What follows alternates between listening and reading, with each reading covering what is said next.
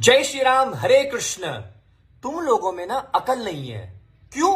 क्योंकि तुम लोग पत्थरों की पूजा करते हो।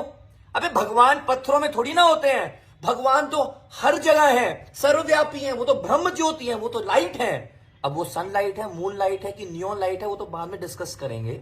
लेकिन क्या भगवान पत्थरों में होते हैं कि नहीं? शास्त्र क्या कहते हैं इसके बारे में? शास्त्र कहते हैं जी हां, भगवान पत्थरों में होते हैं। अगर भगवान सब जगह हो सकते हैं तो क्या भगवान पत्थरों में नहीं हो सकते हैं? एक छोटा सा उदाहरण बता रहा हूं। ये भी कागज है और ये भी कागज है। अगर मैं इस कागज को फाड़ता हूं, आपको दर्द हुआ? नहीं।